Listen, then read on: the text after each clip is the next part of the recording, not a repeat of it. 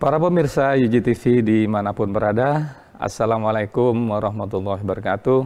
Salam sejahtera, Om Swastiastu, Namo Buddhaya, salam kebajikan. Kami dari UGTV, Studio UGTV Universitas Gunadarma Depok. Saya Razik Hasan, Dekan Fakultas Teknik Sipil dan Perencanaan Universitas Gunadarma, sekaligus host.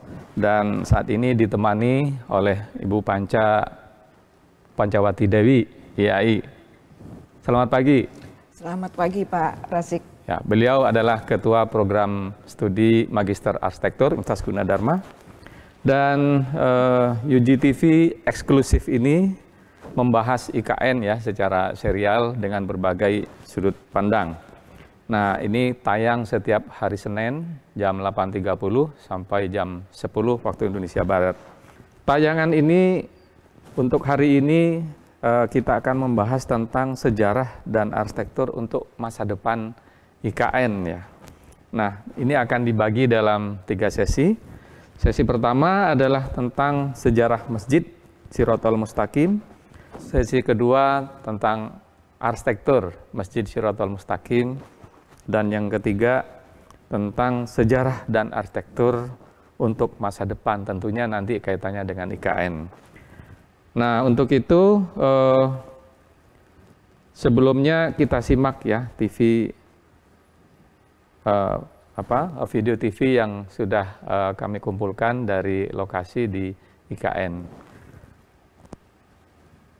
Nah, untuk itu tema ini akan dibahas dengan beberapa narasumber. Siapa saja, Bu Panca? Ya, kita pada pagi hari ini ditemani oleh Mas Andi Rahman. Selamat pagi Mas Andi Rahman, kita sapa dulu beliaunya. Ya, beliau dari Surabaya. Selamat pagi Bu Panca. Ya, terima kasih. Kemudian narasumber yang berikutnya adalah Bang Sarip, sejarawan Kalimantan Timur. Bang Sarip dari Kalimantan. Salam Pancasila, selamat pagi Bu Panca, selamat pagi Pak Razik, selamat pagi Bang Rahman. Ya, selamat pagi. Baik, pemirsa sekalian, sebelum kita lanjutkan diskusi kita saksikan tayangan berikut.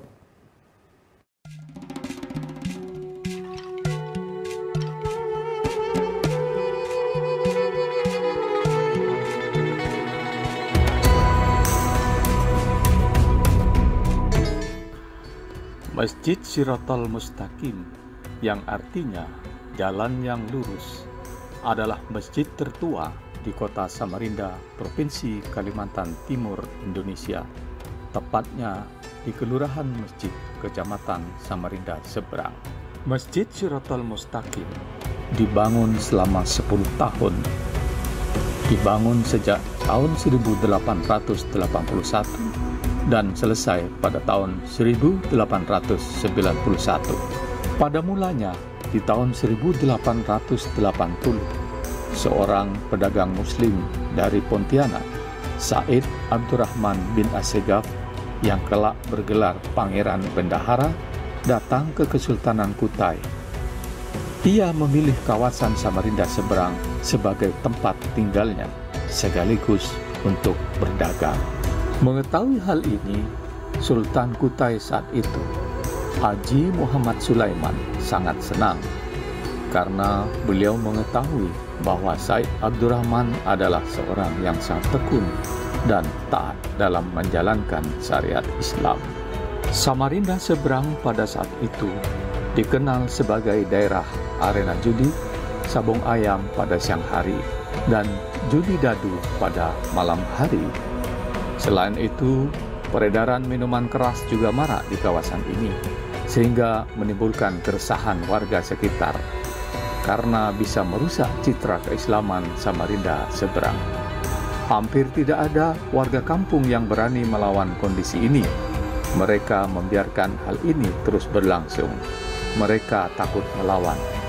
Namun, Pangeran Bendahara mendatangi mereka untuk mengajak menjalankan syariat Islam. Pangeran Bendahara dan tokoh masyarakat setempat berunding untuk mencari jalan keluar agar Samarinda Seberang bersih dari aktivitas itu.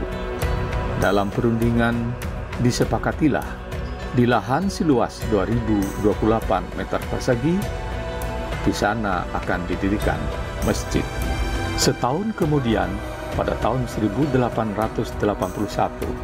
4 tiang utama atau Soko Guru mulai dibangun oleh Said Abdurrahman bersama warga.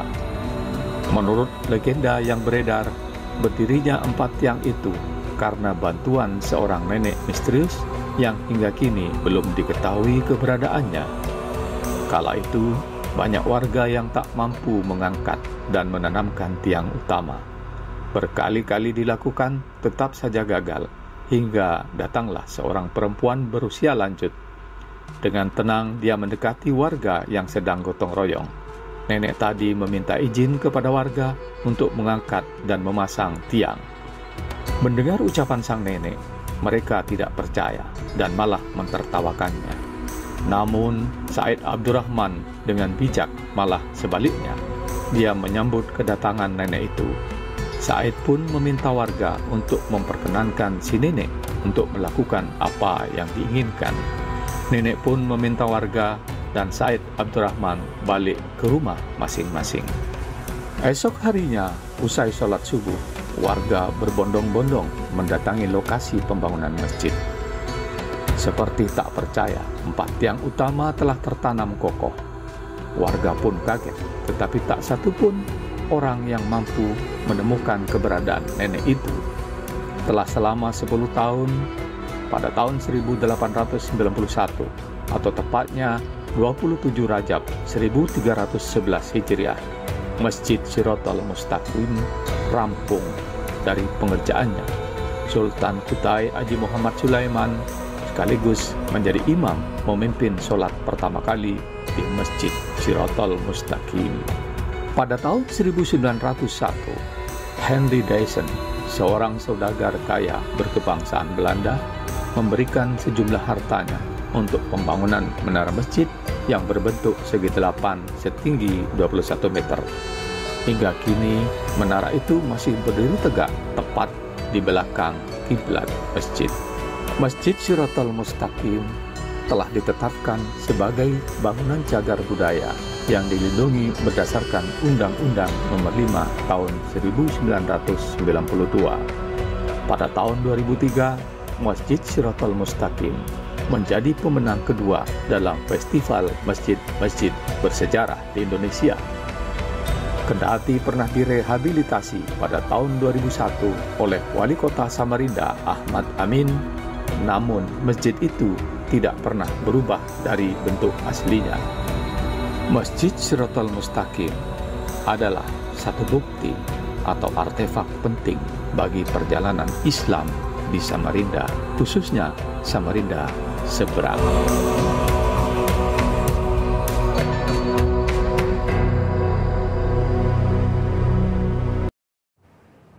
Demikian tadi pemirsa tayangan dari video yang sudah kita saksikan bersama-sama. Dan sebelum kita lanjutkan untuk berbincang-bincang dengan kedua narasumber kita, izinkan saya untuk membacakan CV beliau. Saya ingin menyingkat sebenarnya, tapi karena menarik sekali informasi dari CV yang pertama adalah Pak Andi Rahmat. Beliau adalah prinsipal sekaligus pendiri dari Andi Rahman Arsitek mulai tahun 2006 dan beliau menyelesaikan pendidikan sarjana arsitekturnya tahun 2004 di ITS Surabaya. Pengalaman beliau sangat banyak sekali, meskipun beliau adalah praktisi, beliau sering memberikan materi-materi di beberapa university di luar negeri seperti di Hong Kong, di Perancis, India, Thailand, dan lain-lain. Kemudian beberapa karyanya juga sering mendapatkan penghargaan seperti di Arts Daily, kemudian di Good Design Indonesia, IAI Jatim, dan lain sebagainya. Dan buku-buku beliau juga sangat banyak. Tentunya pemirsa juga sudah banyak sekali yang membaca dari buku-buku yang diterbitkan oleh Andi Rahman. Kemudian narasumber kedua adalah Muhammad Sarip. Kita panggilnya biasanya Bang Sarip. Beliau adalah sejarawan Kalimantan Timur, penerima sertifikat kompetensi bidang sejarah dari Kementerian Pendidikan dan Kebudayaan.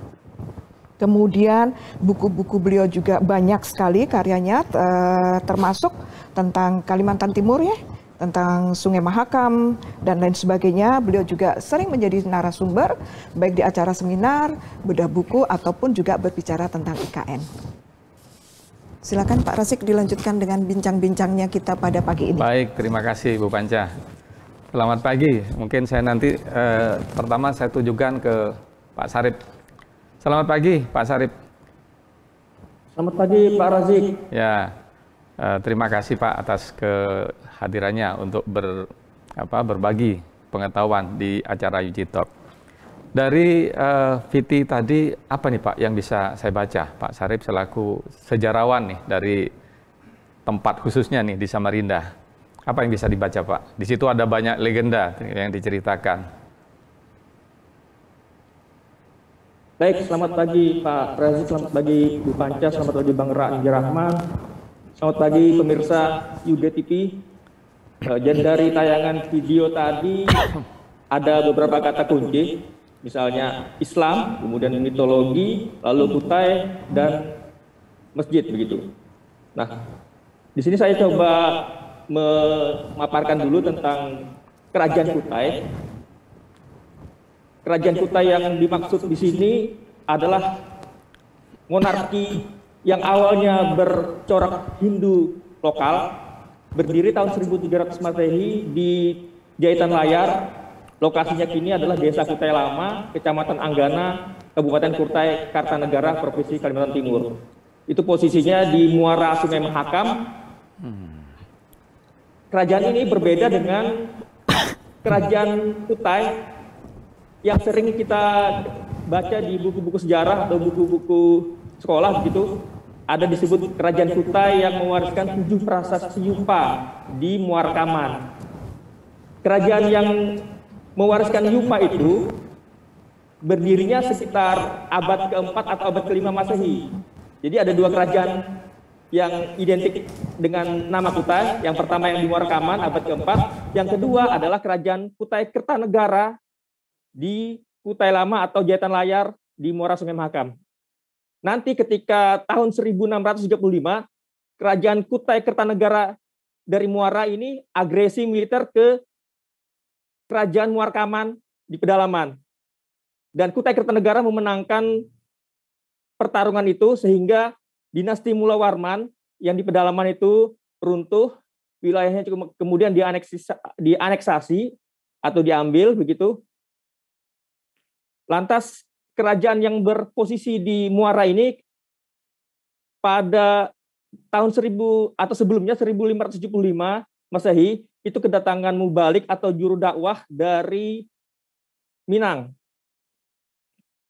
Ada juga yang menyebutkan juru dakwah tersebut datang dari Hadramaut begitu. Nama gelarnya adalah Tuan Tunggang Parangan. Semula beliau bersama dengan Datu Ribandang itu berdakwah Islam di Makassar, berhasil mengislamkan penduduk Makassar, kemudian merasa tugasnya sudah cukup, kemudian dari Makassar menyeberang ke Kalimantan, masuk ke Kutai Lama. Belum sempat sampai di Kutai Lama, mereka berdua mendapatkan kabar dari Makassar bahwa sebagian penduduk masyarakat Makassar ada yang kembali ke ajaran lamanya, sehingga 2 orang ulama ini berdiskusi dan Datuk Ribandang kembali ke Makassar tanpa sempat menemui Raja Kutai begitu. Jadi yang mendakwahkan Islam di Kutai itu dipimpin oleh Tuan Tunggang Parangan.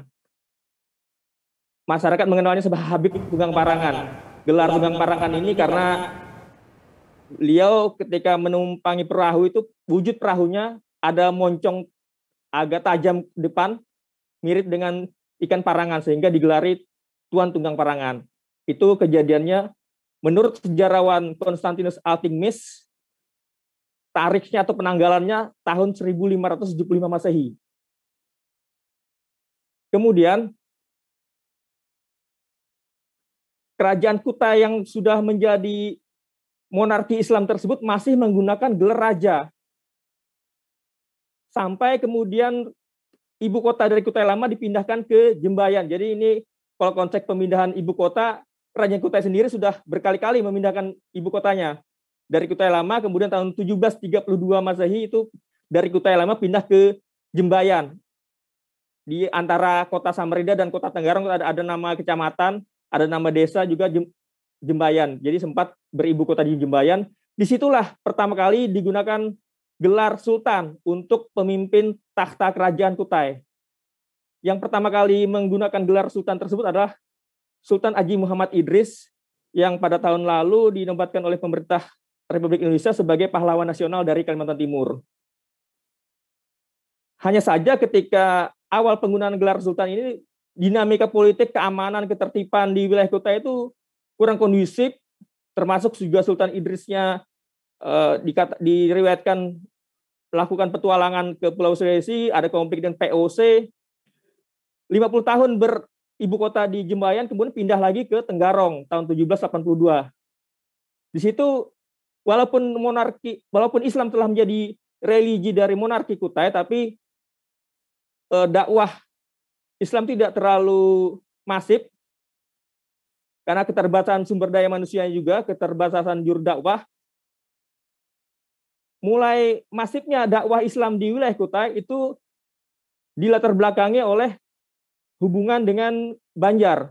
Jadi di Banjarmasin atau di Martapura kedatangan ulama besar dari Mekah, yang maksudnya dari Banjar kemudian dikirim ke Mekah, lama berilmu atau berguru di Mekah, Madinah, namanya Syekh Muhammad Arsyad Al-Banjari.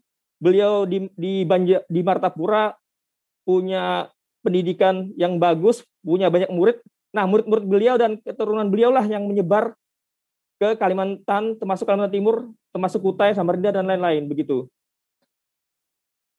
Pengaruh dari pendidikan agama atau literasi lah, boleh dibilang literasi baca tulis dari pusatnya di Martapura itu termasuk dampaknya bagi Kesultanan Kutai ketika sudah beribu kota Tenggarong, itu Kesultanan Kutai mempekerjakan juru tulis kerajaan itu dari orang Banjar.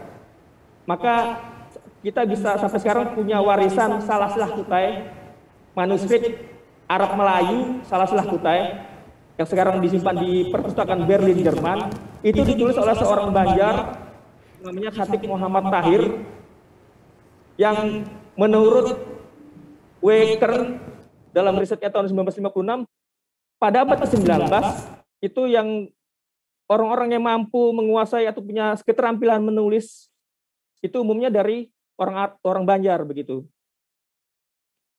Ini kaitannya bahwa Masjid Shirathul Mustaqim itu hanya salah satu dari variabel dakwah Islam di Kota Samarinda. Bahkan tadi di tayangan di video tadi disebutkan secara terbatas bahwa itu kegiatan dakwahnya di Samarinda seberang, gitu.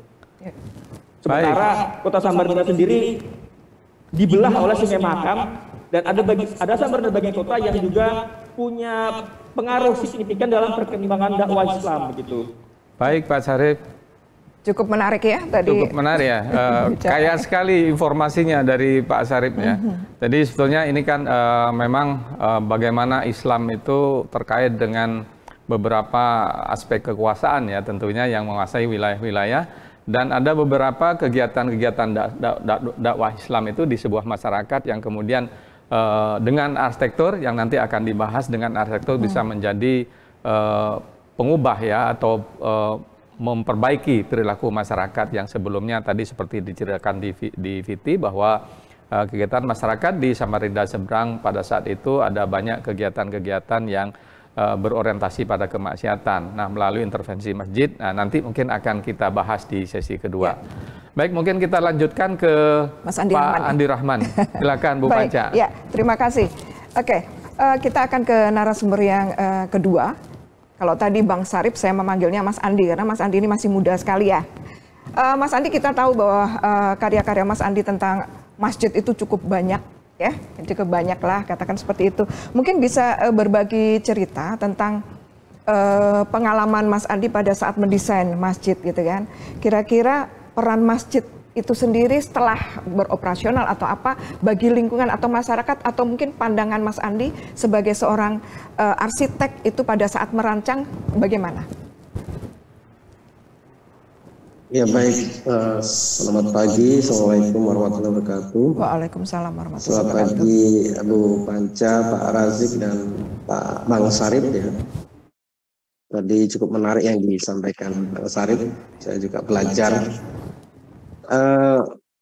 Ini memang seperti yang juga tadi disampaikan di prolog ya, kalau masjid juga punya peran yang cukup vital buat apa ya, sebuah peradaban gitu ya di satu masyarakat. Itu juga yang apa ya, kami pelajari ya ketika merancang sebuah masjid, yang biasanya masyarakat meminta bantuan jasa kami dalam mendesain gitu ya. Jadi kita mencoba mempelajari sejarah mulai dari masjid awal yang didirikan oleh Nabi Muhammad, Masjid Kuba gitu.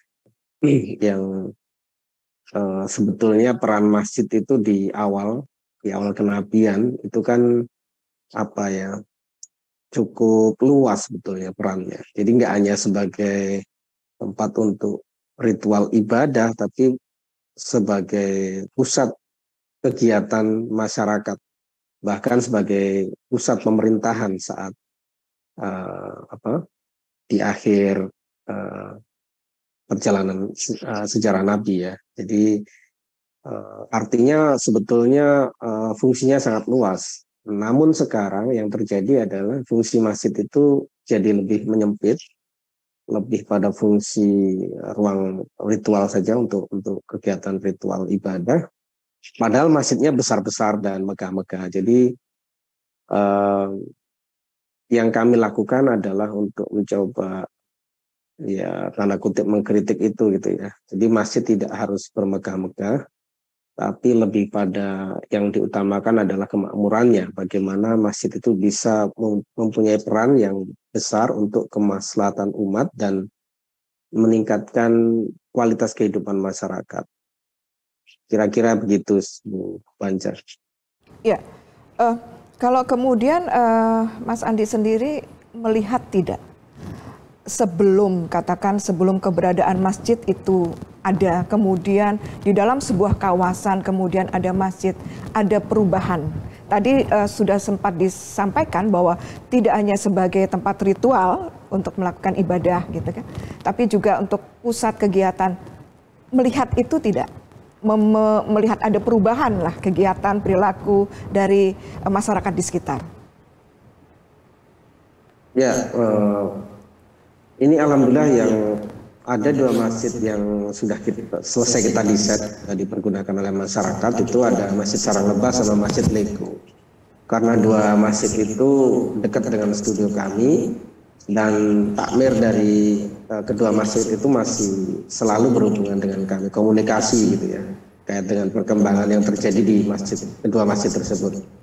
Dan saya cukup bahagia karena Masjid Saranglebah maupun Masjid Lego yang sudah beroperasi 2 tahun ya, sekitar 2-3 tahun ini di situ banyak sekali kegiatan. Jadi mulai dari PPP, kemudian Jumat Berkah, memberikan makanan ke masyarakat hari Jumat, kemudian juga kunjungan-kunjungan dari masjid, takmir masjid yang lain, kemudian dari masyarakat yang juga ingin merasakan dan melihat masjidnya.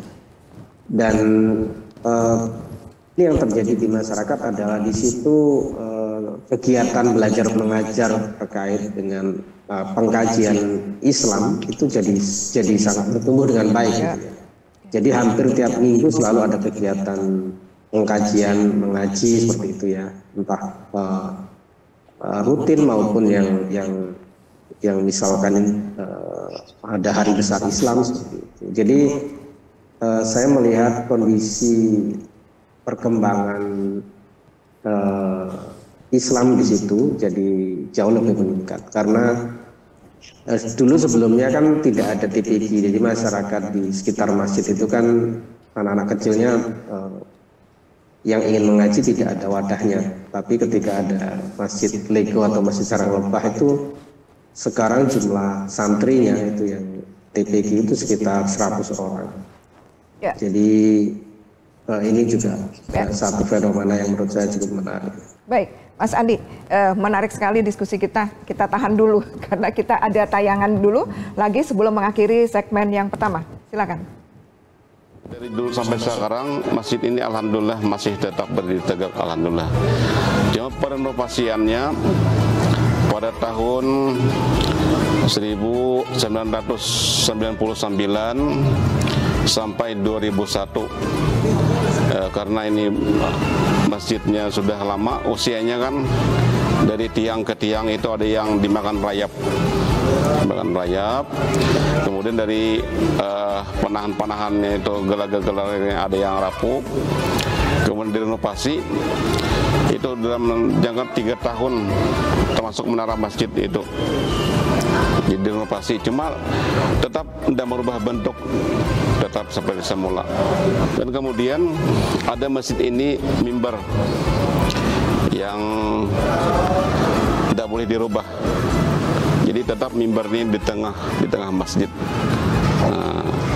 Nah mungkin itu sejarah masjid yang dapat kita sampaikan, mudah-mudahan ada manfaatnya semua, amin ya rabbal alamin.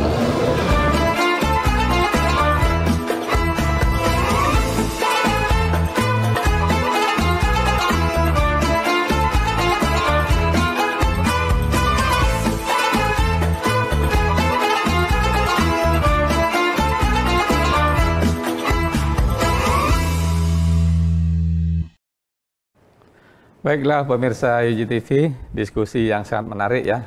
Mungkin nanti kita lanjutkan ke segmen 2.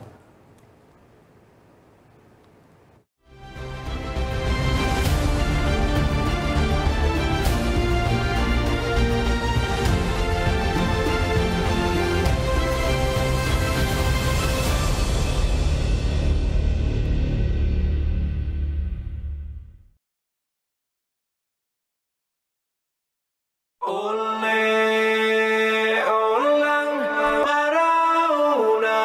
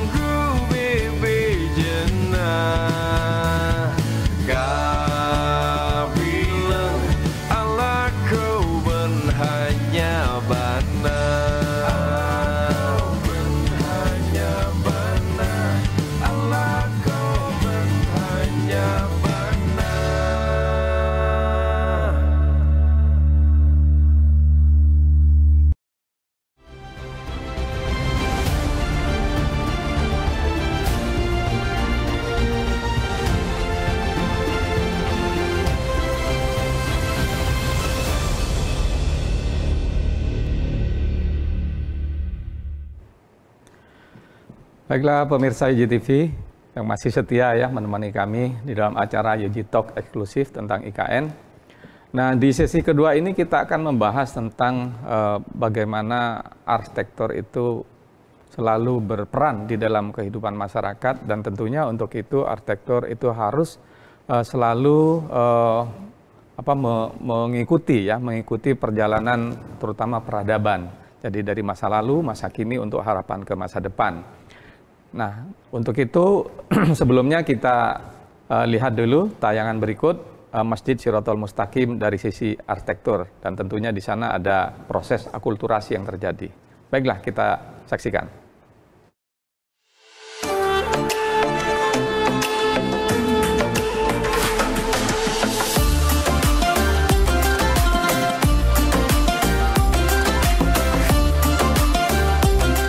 Masjid Shirathul Mustaqim adalah peninggalan penting arsitektur Islam di Kota Samarinda, Provinsi Kalimantan Timur, Indonesia. Bangunan Masjid Shirathul Mustaqim seperti bangunan vernakular Nusantara umumnya berupa bangunan panggung. Pada awalnya memiliki ketinggian 70 cm.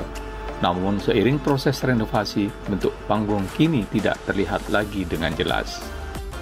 Sebagaimana umumnya wajah masjid di Nusantara, wajah yang paling menonjol adalah penggunaan atap berpundak yang merupakan pengaruh akulturasi budaya Hindu, yaitu bentuk miru yang bersusun-susun. Pada tahap awal, bentuk atap masjid berbentuk limasan bujur sangkar yang tersusun dari 3 bagian, di mana ujung atap berbentuk mahkota bulan bintang atau kopo. Susunan atap paling atas disokong 4 tiang utama segi 8, tinggi 18 meter. Atap kedua disokong 12 tiang pembantu setinggi 10 meter. Atap tiang ketiga disokong oleh 21 tiang pembantu.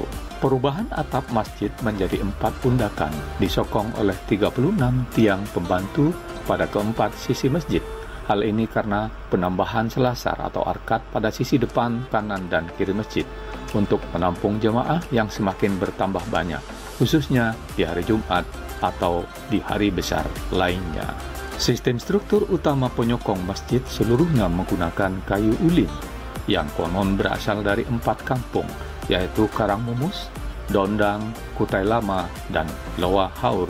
Secara ornamental, pada bagian atap pertama terdapat ornamen ukiran berbentuk flora dan fauna, yaitu naga. Naga dianggap simbol ketinggian atau kekuasaan tertinggi di nirwana. Konsep ornamen ini tentu dipengaruhi oleh budaya Cina karena kepercayaan Kutai tidak mengenal motif fauna. Ornamen flora yang merupakan ciri khas ornamen Kutai digunakan pada lisplang atap masjid. Bentuk pintu dan jendela masjid yang berjumlah 16 tampaknya mengadopsi bentukan arsitektur Belanda yang berbentuk persegi 4 dengan 2 daun dan teralis yang berjumlah 7 batang di setiap jendela untuk memudahkan sirkulasi udara.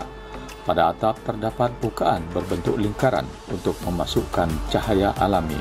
Menara masjid yang ditambahkan belakangan dengan ketinggian 21 meter berbentuk segi 8 dan bersusun 4 layaknya pagoda pada budaya Cina dan perpaduan kutai pada ornamen railingnya. Pada interior masjid terdapat unsur akulturasi budaya yang sangat kental dengan budaya Jawa, yaitu adanya syokoguru atau 4 tiang utama sebagai penopang utama struktur masjid. Tiang utama berbentuk segi 8 dengan tinggi 15 meter dan berdiameter 30-60 cm. Sedangkan pada bagian mihrab terdapat ukiran berbentuk flora yang bernuansa ukiran Jawa. Pada mimbar yang berukuran 2,5 kali 3 meter dengan tinggi 3 meter, ukiran berbentuk sulur, daun, dan bunga.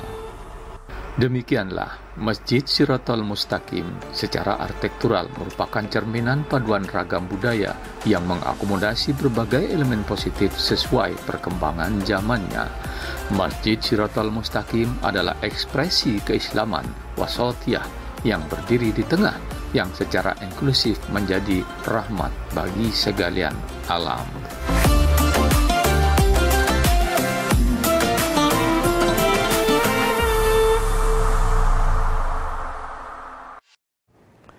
Baik, kita tanyakan ke narasumber. Nah, untuk yang pertama saya tanyakan ke Pak Andi Rahman nih, selaku arsitek ya. Pak Andi Rahman, bentuk arsitektur ya tentunya dalam contoh ini adalah masjid. Ini selalu berkait dengan budaya dan zamannya. Bagaimana menurut Pak Andi?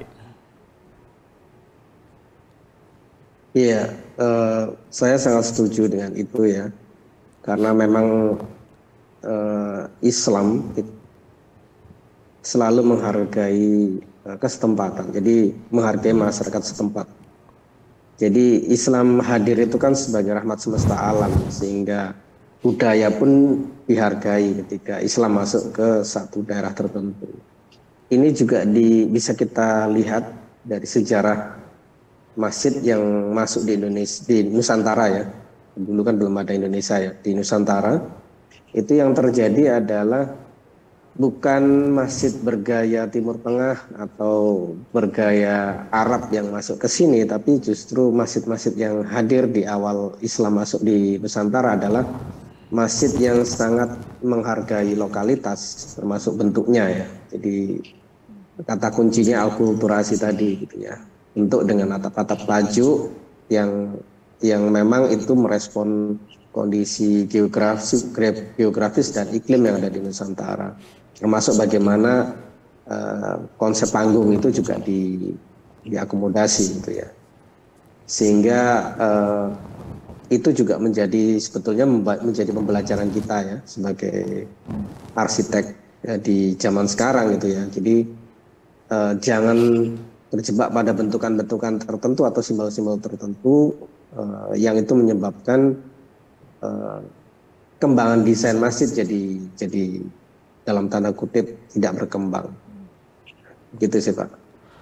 Baik, jadi memang betul ya bahwa setiap perkembangan zaman itu selalu dicerminkan ya di dalam atau diekspresikan di dalam karya-karya arsitektur ya. Seperti kita ketahui di Indonesia banyak sekali ragamnya ya, mulai dari tadi ada atap yang berupa atap miru bersusun-susun tadi, kemudian juga ada pengaruh dari India, dari Timur Tengah sendiri. Kemudian di dalam perkembangan berikutnya, saya ingat waktu Pak Nu'man itu membangun Masjid Salman itu, banyak yang menduga bahwa Pak Nu'man itu dianggap sebagai tonggak arsitektur modern ya masjid di Indonesia, karena tidak punya atap gitu. Jadi atapnya adalah datar. Dugaannya seperti itu, satu hal yang dianggap momentum yang tidak pernah ada sebelumnya. Ternyata jawaban Pak Nu'man ketika ditanya waktu festival arsitektur Islam di Surabaya dulu itu, kenapa kok bentuknya atap datar gitu? Dia bilang karena sumbangan banyak semen gitu. Jadi itu mungkin. Nah ini tentunya dari waktu ke waktu ini masjid terutama dan arsitektur secara umum itu selalu berkembang. Sekarang banyak ragamnya termasuk karya Pak Andi ya. Jadi ini memang satu hal yang sangat tentunya positif, yang artinya bahwa bentuk itu tidak stagnan, jadi tetap mengikuti perkembangan zaman. Nah, bagaimana ini menurut Pak Andi? Karena karya-karyanya Pak Andi ini saya lihat juga sangat sangat unik gitu. Ya nanti itu tentunya akan dibahas nih berikutnya di sesi ketiga nanti. Baik, untuk itu gimana menurut Pak Andi? Perkembangan seperti itu. Iya, iya. Saya juga belajar banyak dari Pak Ahmad Nukman ya. Beliau adalah arsitek serbu masjid ya, dan salah satu karya masterpiece beliau kan memang Masjid Salman gitu ya. Jadi Masjid Salman itu menurut saya beberapa kali ke sana dan mencoba untuk mengkaji dari perspektif saya gitu ya. Masjid Salman memang sangat modern, jadi dia tidak memakai Ka'bah, tidak memakai kubah ya dalam untuk atapnya. Tapi yang menarik adalah meskipun dia tampilannya sangat modern, tapi jiwanya sangat Nusantara gitu ya. Bagaimana prinsip-prinsip arsitektur Nusantara itu beliau terapkan dengan bahasa yang baru. Itu yang menurut saya sangat menarik gitu ya. Jadi modern tapi tetap Nusantara gitu.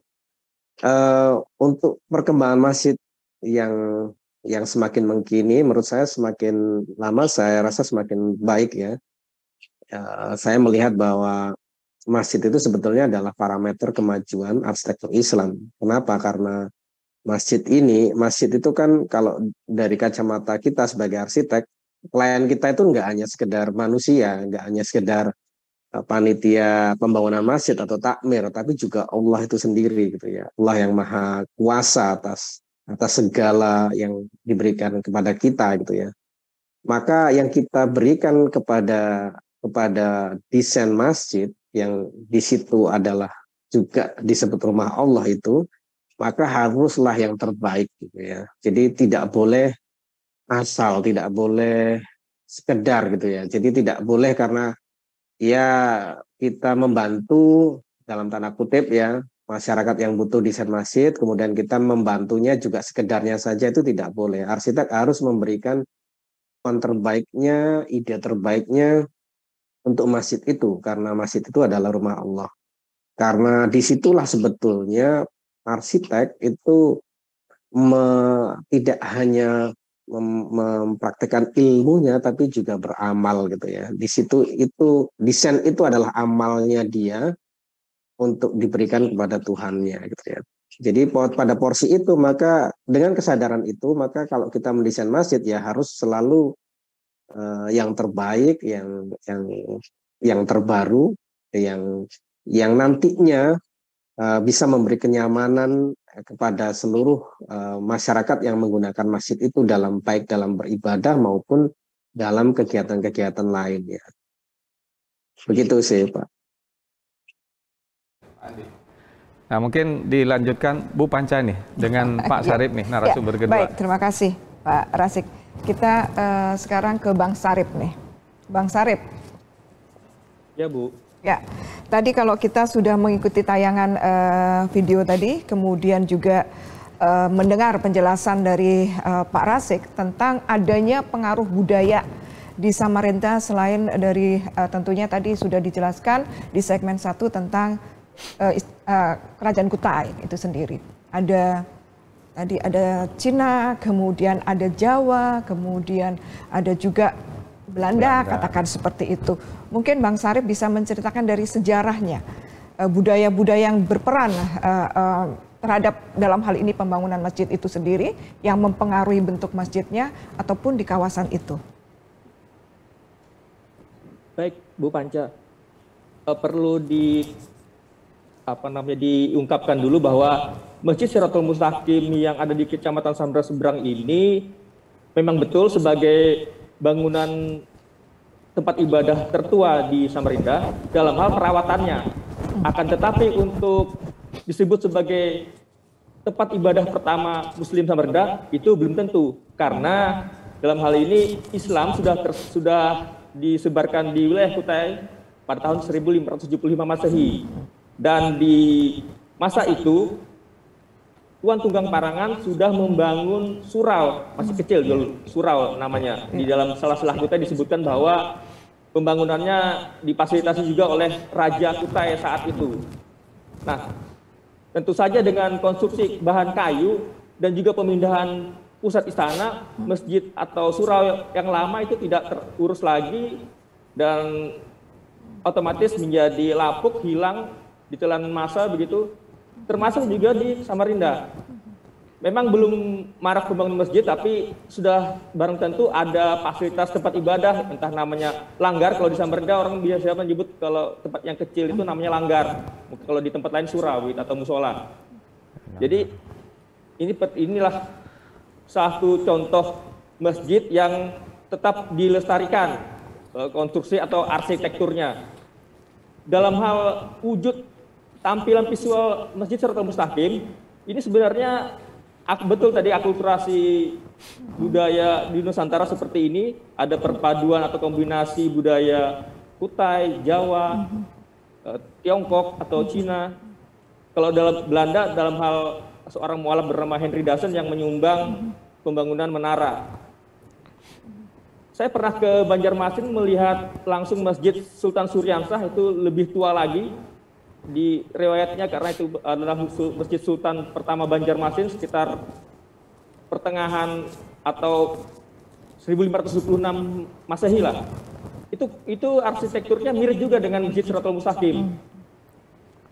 Nah, ditambah lagi dengan inisiator pembangunan masjid ini adalah Pangeran Bendahara atau Said Abdurrahman Assegaf dari Pontianak. Tentu saja kultur Melayu Islam itu sudah menyebar di Kalimantan termasuk di Samarinda. Maka konstruksi yang seperti itu jamak ditemui di wilayah Kutai dan umumnya Kalimantan Timur. Termasuk yang juga dijadikan cagar budaya di Kota Tenggarong itu mirip. Ada Masjid Jami Hasanuddin dibangun di awal abad ke-20 juga, sudah tua juga usianya, mirip konstruksinya dengan Masjid Siratal Mustaqim. Demikian pula Masjid Jami Samarinda yang di sisi bagian kota, itu konstruksinya ada foto-foto klasik dibangun tahun 1920-an, itu mirip juga dengan Masjid Siratal Mustaqim. Jadi hal yang lumrah pembangunan arsitektur masjid di Samarinda mengacu pada kultur Melayu Islam yang dalam hal ini Kutai termasuk rumpun Melayu juga. Tentang tadi saya mendengar dari video ada disebutkan bahwa naga itu adopsi dari Tiongkok. Sebenarnya relatif sih, karena di dalam manuskrip Silsilah Kutai itu mitologi naga juga ada di kultur Kutai. Kalau dalam mitos kelahiran permaisuri pertama Raja Kutai, itu Putri Karangmelenu, itu kemunculannya dihikayatkan kemunculan dari Sungai Mahakam, itu diusung oleh ular naga. Jadi maka ketika festival atau ritual Eros setiap tahun tertentu, itu selalu ada replika naga yang diulur dari Kota Tenggarong dibawa ke Kutai Lama untuk dilarutkan begitu. Jadi naga pun menjadi sebuah kekhasan dari kearifan lokal Kutai. Maka wajar kalau dalam arsitektur Masjid Siratal Mustaqim juga ada ornamen bercorak naga. Adapun masalah pembangunan Masjid Siratal Mustaqim sendiri memang itu inisiatif dari Pangeran Bendahara sesuai dengan izin dari Sultan Kutai untuk mensiasati atau solusi sebagai cara untuk membina atau menjalin kerukunan di masyarakat Samarinda yang heterogen sebenarnya dari berbagai etnik, ada Kutai, ada Banjar, kemudian dari Pulau Sulawesi ada berbagai macam etnik, ada Bugis, Wajo dan lain-lain. Di bagian kota juga ada suku Jawa, kemudian Tionghoa yang juga sudah ada sejak abad 19. Jadi pada intinya pendekatan religi menjadi salah satu solusi dari membina kerukunan masyarakat Samarinda. Itu sebenarnya poinnya. Khusus bagi yang beragama Islam, karena bagi yang non-Islam juga pada bagian sisi kota itu ada berbagai macam tempat ibadah, ada kelenteng yang juga tua usianya, dibangun pada 1905, itu termasuk juga boleh dibilang kayak cagar budaya lah, karena dari konstruksinya masih asli. Kemudian ada beberapa gereja yang pada intinya meskipun di Samarinda sebagai ibu kota Kaltim ini masyarakatnya heterogen, terdiri dari lintas etnik, lintas suku bangsa, namun kerukunan itu tetap terjalin begitu. Dan itu salah satu faktor dari pemilihan tempat ibu kota baru adalah di Kalimantan Timur, karena situasinya sangat kondusif, minim dari konflik lintas masyarakat begitu. Kalau boleh saya meneruskan, ini juga melanjutkan perbincangan sebelumnya. Kita sudah melihat bahwa di Kalimantan Timur itu cukup heterogen masyarakatnya. Tadi banyak pendatang-pendatang dan alkulturasi berbagai macam budaya yang diterima di sana. Apakah berarti benar bahwa masjid sebagai bangunan religi, tempat ibadah itu bisa menjadi pemersatu dari masyarakat yang heterogen yang ada di sana khususnya beragama Islam, seperti yang dulu kita sempat bicarakan tentang rumah adat misalnya, katakan seperti itu. Bang Sarip, pendapatnya? Ya, saya setuju dengan pendapat Bu Panca bahwa memang masjid bisa menjadi pusat dari pembinaan kerukunan antar warga.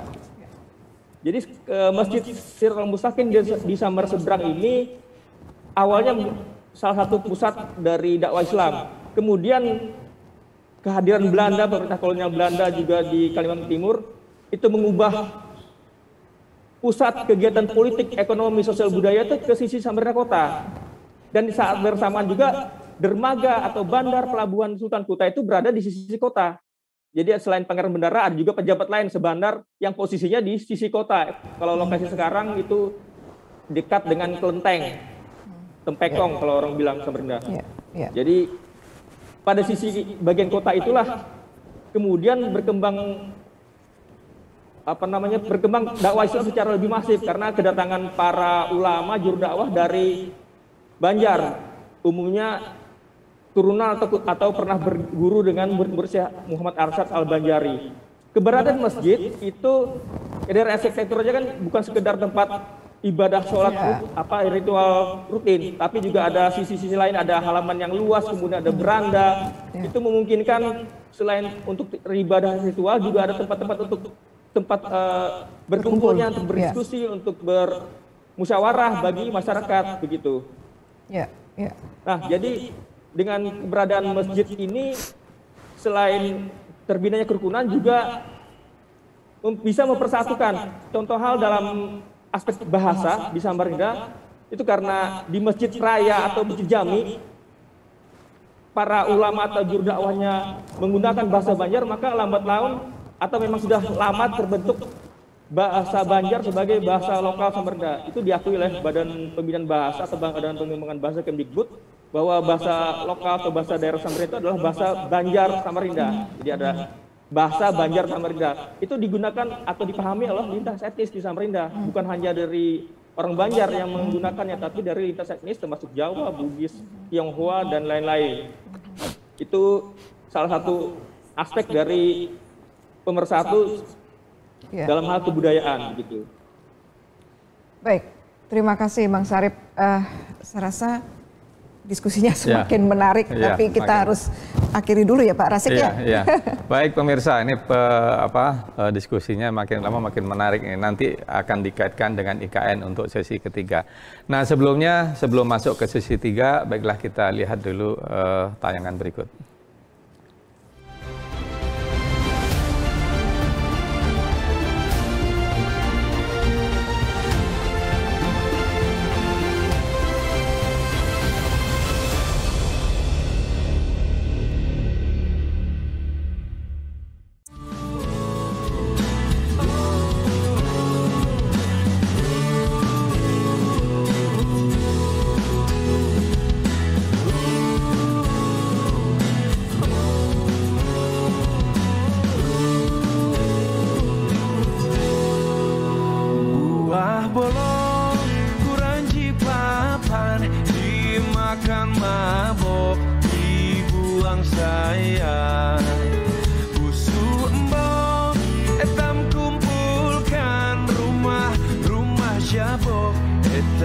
Melestarikan buah salak mudah diperam, dimakan kelak, dibuang sayang.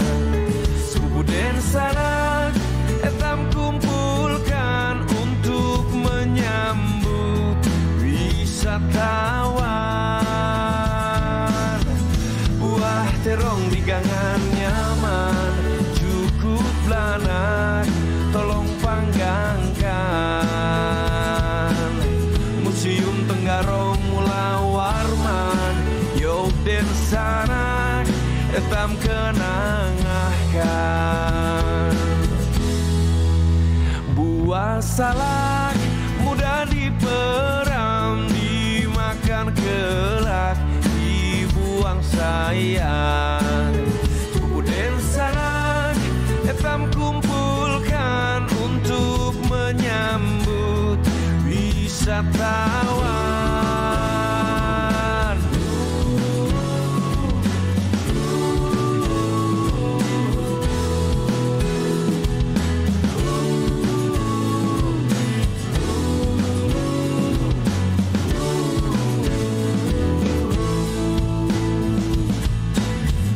Buah terong di gangan nyaman, cukup belanak, tolong panggangkan.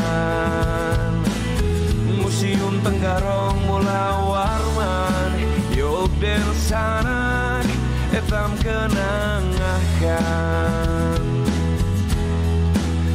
Buah salak mudah diperam, dimakan kelak, dibuang sayang. Sepupu dan sanak etam kumpulkan untuk menyambut wisatawan. Sepupu dan sanak etam kumpulkan untuk menyambut wisatawan.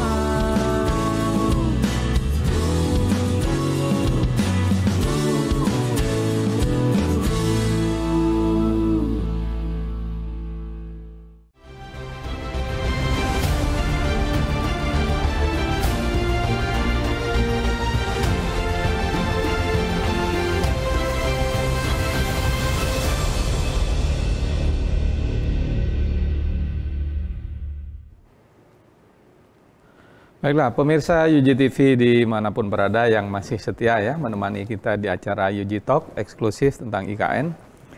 Nah, berikut kita akan mendiskusikan tentang bagaimana arsitektur secara umum.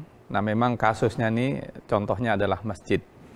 Jadi nanti kita akan membahas bagaimana arsitektur dan sejarah tentunya ini nanti bisa berkontribusi terhadap bagaimana IKN ke depan.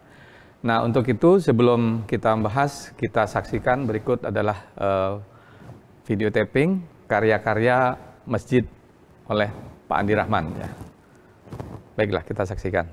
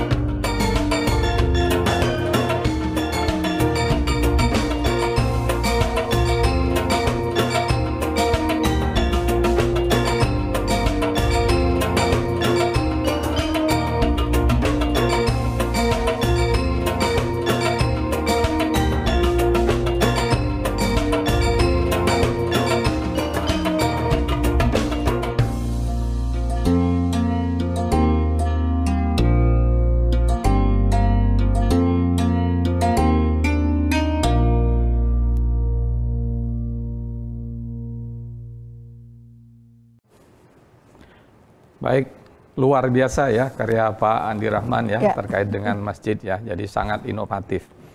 Nah, mungkin nanti kita tanyakan langsung nih ke Pak Andi Rahman terkait dengan bagaimana proses merancang masjid.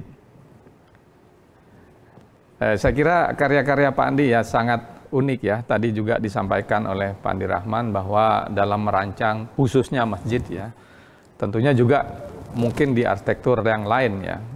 Jadi ada satu upaya bagaimana meyakinkan bahwa masjid itu terutama ya ini harus terus mengikuti perkembangan zamannya, dan Pak Andi sudah melakukan banyak penelitian gitu ya, penelitian terkait dengan bagaimana arsitektur itu dibangun.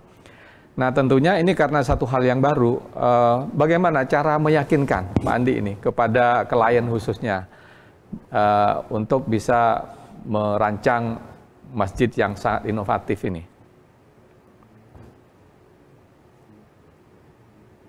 Iya, memang merancang masjid itu kan susah-susah gampang ya, karena kliennya tidak satu orang tapi masyarakat gitu ya. Sehingga masyarakat ini tentu keinginannya banyak. Jadi tiap kepala punya keinginan gitu ya. Kalau kita biasanya meeting sama Amir atau panitia pembangunan atau jemaah masjid gitu ya, kita punya satu strategi gitu ya, yang kita coba lakukan ketika melakukan pendekatan desain kita ke masyarakat yang minta bantuan jasa desain masjid ke kita itu ya. Biasanya kita akan berdiskusi dulu dengan entah itu panitia pembangunan atau takmir masjid gitu ya, yang punya peranan penting untuk mengambil keputusan gitu ya. Dengan beliau-beliau ini kita akan berdiskusi, saya akan membuka wawasan kait dengan sejarah masjid, kemudian desain-desain masjid di seluruh dunia gitu ya, perkembangan masjid yang terjadi dari dulu sampai sekarang seperti ini, dan tentang banyak hal gitu ya, yang intinya saya ingin membuka sebuah mindset baru gitu ke mereka. Nah setelah ini berhasil, biasanya kita baru masuk ke desain. Nah pada proses desain inilah ketika kita memberi usulan-usulan desain yang baru itu, mereka bisa menerima karena mereka sudah kami beri wawasan dahulu gitu ya. Dan ketika desain ini dipresentasikan ke jemaah, itu yang presentasi bukan kami tapi mereka ya. Jadi mereka yang punya semacam posisi di masyarakat itu gitu ya, sehingga bahasa yang dipakai adalah bahasa mereka.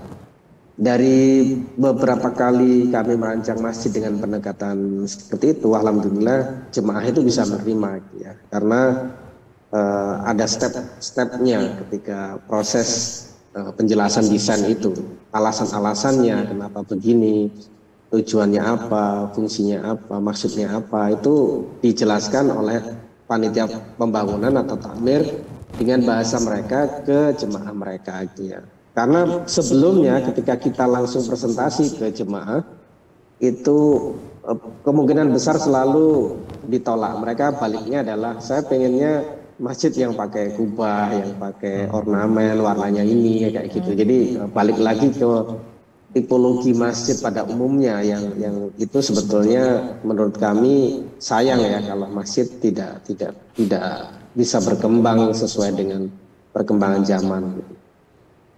Ya kira-kira begitu sih Pak. Ya, baik. Memang itu satu upaya yang harus dengan prinsip-prinsip yang kuat ya. Dan tentunya di sini Pak Andi sudah melakukan beberapa penelitian ya. Jadi bagaimana cara memadukan aspek lokalitas tadi dengan perkembangan zaman ya. Sehingga masjid dan arsitektur secara umum nanti itu akan tetap mengedepankan aspek-aspek lokalitas, karena bagaimanapun arsitektur itu selalu tumbuh dari masyarakatnya. Nah, kaitan dengan IKN, bagaimana harapan Pak Andi ini? Karena IKN sebagaimana telah sering diucapkan oleh pemerintah, khususnya pemerintahan Jokowi, bahwa IKN ini nanti akan menjadi etalase kota dunia, yang di dalamnya salah satunya adalah membangun kebenekaan gitu. gitu. Jadi di situ tentunya juga arsitektur yang benika gitu. Nah, bagaimana harapan Pak Andi? Seperti yang pengalaman Pak Andi kan, bagaimana mau meneliti aspek-aspek lokalitas itu tidak sekedar bentuk gitu. Nah, bagaimana kira-kira harapan Pak Andi ke depan terkait dengan IKN nantinya nih, Pak? Iya, tentunya saya sebagai arsitek sangat berharap besar ya IKN nanti betul-betul menjadi representasi dari arsitektur Indonesia ya di mata internasional itu ya. Arsitektur yang bisa mengangkat keindonesiaan tapi juga bisa diterima dengan bahasa yang internasional itu ya. Kita bisa diterima di dunia internasional karena desainnya tidak hanya desainnya merepresentasikan sejarah dan semangat serta nilai arsitektur Indonesia, tidak hanya dari bentuk tapi dari semua value yang kita punya ya, yang itu bisa dibahasakan dengan bahasa yang pas dan sesuai dengan masa sekarang maupun masa yang akan datang nanti ya. Ini saya rasa tantangan juga buat kita sebetulnya ya, Ikatan Arsitek Indonesia juga untuk bisa memberi sumbangan yang positif terkait ide-ide dan isu-isu itu, sehingga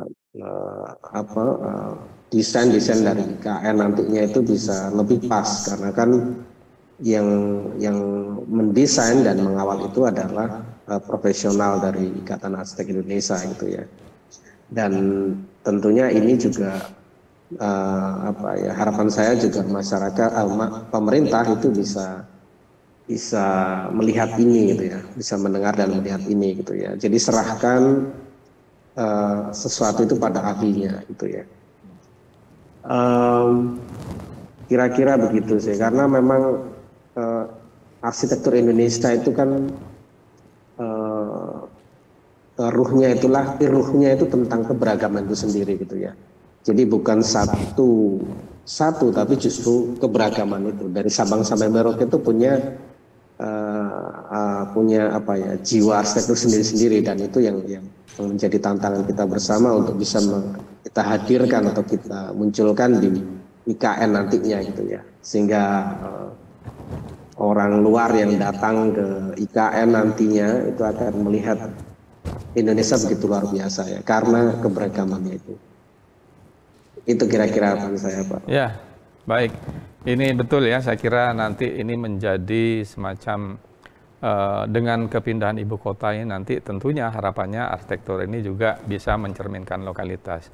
Nah, salah satu contoh usaha seperti yang tadi Pak Andi khususnya rancang di kasus masjid ini, bagaimana Pak Andi Rahman itu telah melakukan satu upaya penelitian ya dengan berbagai aspek bagaimana lokalitas itu ditampilkan di dalam sebuah karya. Nah, mudah-mudahan nanti ini di IKN sebagaimana keinginannya bahwa IKN menjadi etalase keindonesiaan, kebinakaan. Ini saya sangat menarik. Mungkin kita lanjutkan saya masih ingin ada pertanyaan untuk Mas Andi. Ya, Pak. Ya, silakan. Baik. Mas Andi, ada dua hal yang ingin saya tanyakan di sini. Yang pertama adalah nilai kesetempatan. Karena ini berbeda sekali ya. Dengan tadi yang Masjid Sirotol Mustaqim dengan gaya yang sekarang ditawarkan oleh Mas Andi, memang ini apakah karena eranya? Tadi Mas Andi juga menyebut bahwa nilai kesempatan itu penting, kemudian nilai sejarah juga penting. Dari beberapa atau dari banyak karya arsitektur masjid tadi, itu lokasinya di mana? Apakah di daerah perkotaan urban atau di mana? Kalau boleh tahu. Lokasinya ada di beberapa daerah situ, ada di Surabaya, Sidoarjo, ada di Bondowoso, ada di Lombok juga ada.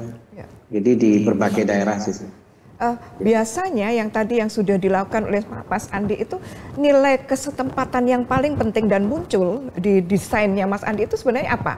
Dan nilai sejarah kalau boleh tahu juga, tadi kita tahu biasanya kalau kita mengulik itu kadang kan alkulturasi budaya tapi tadi tidak nampak gitu kan. Nah, ini bagaimana menurut Mas Andi, nilai sejarah apa sebenarnya yang dimunculkan di situ, kemudian nilai kesempatan apa? Meskipun saya juga sedikit melihat bentuk-bentuk atap, kemudian prinsip-prinsip arsitektur tropis mungkin ya yang lebih dominan di sini. Monggo Mas Andi. Ya, betul Bu. Jadi memang nilai kesempatan yang coba kita gali dalam mendesain masjid-masjid yang kita desain itu selalu kita coba cari dari akar arsitektur di situ gitu ya. Jadi tidak harus masjid juga, kadang juga dari rumah tradisionalnya, kadang dari detail-detail tertentu dan prinsip-prinsip arsitektur tertentu ya. Yang itu yang coba kita ambil dan kita kembangkan gitu ya. Jadi memang kita juga tidak mau terjebak pada bentuk ya, bentukan-bentukan itu yang apa ya spesifik, tapi lebih pada prinsip-prinsip arsitektur, kemudian material setempat gitu, dan craftsmanship gitu ya, tukang setempat. Jadi ada banyak hal yang coba kita ambil dan coba kita ramu dan kita sajikan dalam bahasa desain yang baru gitu ya. Ya, sepertinya menghindari tipologi yang sudah ada untuk ini ya, untuk mendapatkan inovasi yang baru ya Mas Andi ya. Iya betul, karena itu tadi prinsip yang kami pegang adalah arsitektur masjid itu harus selalu berkembang gitu ya. Jadi dia tidak boleh berhenti dan terjebak pada bentukan tertentu, tapi justru dia selalu merespon zaman, merespon konteks, merespon banyak hal gitu. Tadi melanjutkan pertanyaan dari Pak Rasik untuk yang IKN, Mas Andi juga menyampaikan bahwa Indonesia itu beragam, gitu kan? Indonesia itu beragam dari Sabang sampai Merauke. Kemudian bagaimana caranya, menurut Mas Andi, di seorang arsitek profesional yang karyanya sudah sering mendapatkan penghargaan, bagaimana kira-kira caranya menjadikan satu yang beragam itu semua ke dalam satu perwujudan ini IKN. IKN harus menunjukkan Nusantara gitu kan. Kalau kita lebih banyak berada di satu tempat dan menunjukkan kesempatan lokal itu lebih mudah ya. Tapi satu menunjukkan keberagaman menurut Mas Andi. Ya betul. Ya, ini juga pendapat ya Bu ya. Saya rasa juga belum tentu betul juga. Jadi kalau pendapat saya memang Indonesia itu beragam. Yang pertama ya, prinsip itu saya rasa tidak perlu dipaksakan untuk menjadi satu. Sehingga justru dengan keberagaman itu kita bisa menghasilkan sebuah desain yang kaya. Ya. Jadi Indonesia juga ada satu kunci yang menarik. Salah satu kekuatan Indonesia adalah bisa menyerap dan mengembangkan. Terkait sama seperti bahasa yang biasa kita dengar ada akulturasi gitu ya. Dan akulturasi ini kan juga bisa dari segi arsitektur sebetulnya ya, dari arsitektur Jawa, Sumatera, Sulawesi, Kalimantan, itu kan sebetulnya kita bisa membuat satu apa ya penyelarasan desain lah. Bahasa-bahasa kan selalu ada benang merah dari arsitektur dari Sabang sampai Merauke. Nah dari benang merah itulah yang coba kita munculkan, sehingga memang tidak harus muncul satu bentukan yang spesifik terkait dengan arsitektur masyarakat tertentu gitu ya. Karena itu juga akan tidak elok juga gitu ya. Dan memang di sini saya rasa arsitek yang nantinya akan diberi amanah untuk mendesain itu harusnya mempunyai kajian yang cukup panjang dan dalam terkait itu ya, sehingga hasilnya memang nantinya bisa pas. Betul. Tantangannya di situ. Kita kaya sekali, sangat beragam, justru tantangannya di situ. Ya. Terima kasih Mas Andi. Ya, saya akan ke Bang Sarip sekarang. Bang Sarip, kalau tadi kita sudah berbicara panjang lebar tentang arsitektur yang saat ini kekinian. Kemudian mulai dari segmen 1 kita juga berbicara tentang peran sejarah. Kira-kira menurut Bang Sarip bagaimana ini? Peran sejarah ataupun arsitektur masjid ini ke depannya dari sisi sejarawan, harapannya untuk pembangunan di IKN itu seperti apa? Baik Bu Panca, saya tertarik dengan wacana yang disampaikan oleh Bang Andi Rahman bahwa arsitektur atau bentukan masjid itu cenderung dinamis, tidak statis. Jadi selalu berkembang, tidak lantas melestarikan atau melazimkan bentukan versi lama begitu. Sebagaimana yang kita lihat di tayangan video tadi, umumnya model-model atau bentukan masjid kekinian gitu ya, bukan lagi mengadopsi gaya tradisional atau masa lampau. Termasuk saya yang ingin mengungkapkan realita di Samberdam, misalnya masjid jami yang semestinya itu bisa menjadi cagar budaya, kemudian dilakukan renovasi, bahkan dibongkar, dibangun yang baru, itu sama sekali menghilangkan bentukan yang lama. Dan perlu saya ungkapkan juga bahwa model seperti Masjid Siratul Mustaqim di Samberdam dan umumnya wilayah pesisir, Kutai dan lain-lain, itu umumnya berdiri dekat dengan Sungai Mahakam. Kalau Masjid Jami bahkan langsung di atas Sungai Mahakam, tongkat ditanam di Sungai Mahakamnya. Maka bentukannya akan mesti seperti itu, termasuk di Martapura, di Banjarmasin akan seperti itu bentukannya, model panggung begitu. Namun ketika zaman makin modern dan dikenal dengan pembangunan beton, maka masjid-masjid lama, langgar-langgar lama yang model seperti itu tidak lagi dipertahankan. Jadi cukup ironis ketika saya yang sebagai orang lokal, ketika diminta untuk mewacanakan perlunya kearifan lokal dalam pembangunan masjid IKN, maka kita bisa melihat perbandingan karena ternyata di Samarinda sendiri bangunan masjidnya tidak atau kurang mempertahankan kearifan lokal. Termasuk misalnya Masjid Islamic Center yang diklaim sebagai satu di antara dua bangunan terbesar di Asia Tenggara, itu arsitekturnya mengadopsi gaya Turki. Sama sekali tidak ada unsur kearifan lokal di situ. Masjid Raya Samberdam juga 2 kali renovasi beton, itu sama sekali tidak mencerminkan kearifan lokal. Dan ada yang salah satu yang terbaru juga masjid di tengah kota itu bahkan mengikuti gaya Mesir.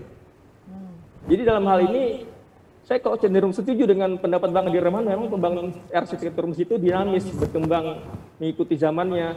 Karena bangunan fasilitas tempat ibadah muslim ini tidak hanya untuk kalangan atau entitas tertentu saja, dia lebih bersifat global, heterogen, apalagi di IKN konsepnya kan Indonesia sentris, bukan Kalimantan Timur sentris.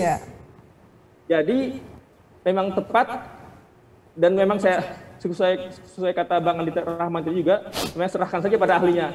Arsitektur Indonesia banyak, termasuk Bang Andi Rahman yang sudah lebih paham bagaimana meramu atau mengkonstruksi desain salah satu tempat ibadah bagi masyarakat Indonesia di IKN nanti. Dan yang sebenarnya ingin saya soroti lebih kepada substansi peran masjid sendiri. Kalau di Jakarta, ibu kota negara, punya Masjid Istiqlal yang terkenal dengan berbagai macam kegiatan keagamaan dan kadang-kadang juga kegiatan politik di situ, maka semestinya masjid di ibu kota baru Nusantara nanti itu ketika pasti ada pengurus masjid, ada imam besar, itu bolehlah untuk imam besarnya itu diambilkan dari orang Kalimantan.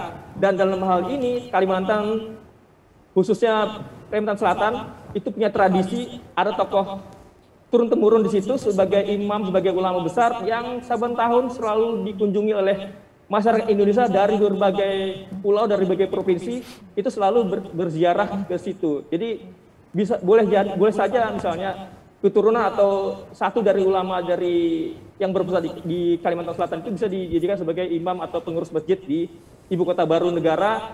Dan dalam ini juga meramaikan dakwah Islam yang sebenarnya Islam itu adalah wasatiyah atau pertengahan atau moderat. Jadi wajah Islam menampilkan wajah Islam yang sejuk dan tapi tegas tapi terukur begitu. Demikian Bu Panca. Pak Bang Sarip, berarti tadi ya tidak menolak perubahan, katakan seperti itu, mengikuti kemajuan, mengikuti peradaban yang sekarang, ya, kekinian. Tapi juga tadi tentu Bang Sarip menyampaikan, tapi harus juga mengangkat kearifan lokal atau tadi Mas Andi menyebutnya kesetempatan, itu sangat penting sekali kan. Jadi kita ada arah lah, tidak kemudian mengejar masa depan, mengejar kekinian tanpa ada akarnya gitu.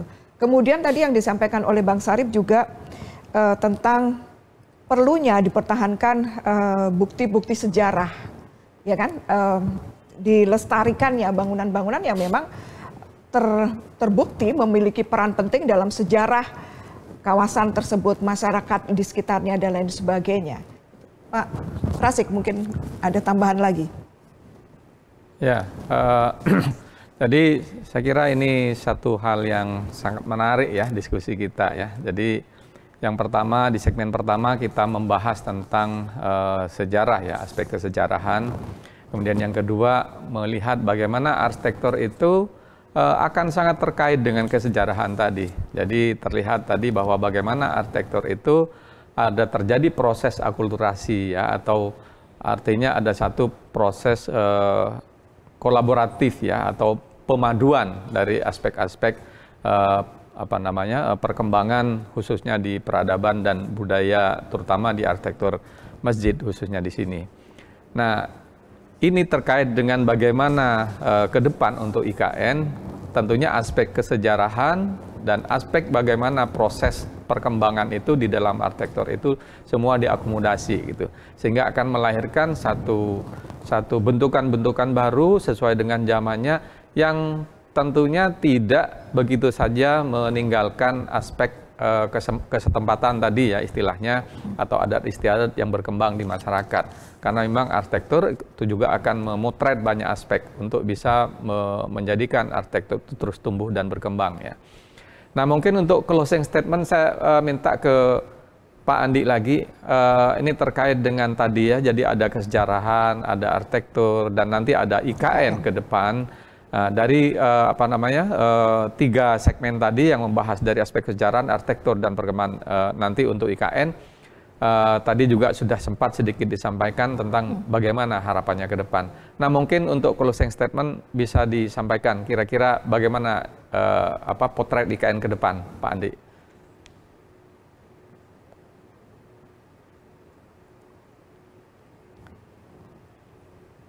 Mas Andi? Oh, oke. Kelihatannya Pak Andi terputus ya jaringannya. Atau kita lanjutkan ke Pak Sarip. Harapan ke depan untuk IKN. Jadi ada terkait dengan kesejarahan, kemudian juga dari sisi arsitektur, dan untuk ke depan agar bagaimana IKN nanti tumbuh sesuai dengan harapan yang kita inginkan. Silakan Pak Sarip. Baik. Ya, masjid adalah satu dari pusat pembinaan kerukunan masyarakat. Masjid juga bagian dari sejarah di Kepulauan Nusantara sebagai tempat membina religiositas masyarakat Indonesia. Dan dalam konteks ibu kota negara, istana negara, masjid, dan tempat ibadah lainnya itu merupakan simbol identitas keindonesiaan. Maka pembangunan masjid nantinya diharapkan benar-benar mewujudkan Indonesia sentris, juga bersifat kenusantaraan, karena masjid yang ada di Nusantara pada umumnya punya akulturasi kebudayaan yang mirip begitu. Dan lebih penting lagi, substansi dari masjid ini sebagai simbol dari kerukunan masyarakat Indonesia yang heterogen, dari punya berbagai macam suku, lintas etnik, lintas agama, dan masjidlah yang sebagai salah satu dari simbol peradaban kemajuan masyarakat Indonesia. Baik, terima kasih. Pak Razik. Terima kasih Bang Sarip. Ya, kita ke Mas Andi, mungkin sudah ada? Mas Andi, closing statement. Baik, jadi kalau dari saya tentunya IKN ini kan harapannya dalam merepresentasikan wajah Indonesia ya, sehingga di sini bagaimana budaya kita mengajarkan ke kita ya, nenek moyang kita mengajarkan ke kita bahwa ada hal-hal yang harus kita pegang ya terkait dengan sejarah, norma, budaya seperti itu yang tidak boleh kita lupakan gitu ya. Boleh baru, boleh modern, boleh kekinian, boleh kontemporer, tapi tetap harus berpijak pada jati diri bangsa kita sendiri gitu ya. Sehingga itu yang menurut saya akan menjadi satu hal yang akan menarik ketika nanti IKN bisa terwujud spiritnya seperti itu ya. Kita tetap berjati diri, dengan kemodernan gitu ya. Kira-kira begitu sih Pak dan Bu Panca. Jadi saya kira ini diskusi yang sangat menarik ya. Jadi mungkin kalau kita ingat dari beberapa ungkapan ya, ungkapan salah satunya ini kalau nggak salah Winston Churchill ya. Jadi manusia itu merancang arsitektur dan selanjutnya arsitektur yang merancang manusia gitu ya. Jadi ini penting sekali karenanya untuk IKN nanti jati diri, kemudian bagaimana aspek-aspek lokalitas baik dari seluruh unsur-unsurnya, unsur budayanya ya, untuk bisa menjadi alat atau landasan untuk membangun IKN arsitektur dan dalam konteks kawasan. Saya kira sudah sampai kepada waktunya. Saya ucapkan terima kasih ya kepada para pemirsa yang telah menyaksikan acara ini, dan juga saya ucapkan terima kasih kepada Pak Andi Rahman, Prinsipal Arsitek pada Biro Andi Rahman Arsitek, dan kepada Pak Muhammad Sarip selaku sejarawan Kalimantan. Dan para pemirsa, acara ini, acara serial UG Talk IKN ini akan tayang setiap Senin pagi jam 8.30 sampai jam 10. Saya Razik Hasan dan Pancawati Dewi menyampaikan sampai jumpa. Sampai jumpa, undur diri dari stasiun UGTV Undas Gunadarma Depok.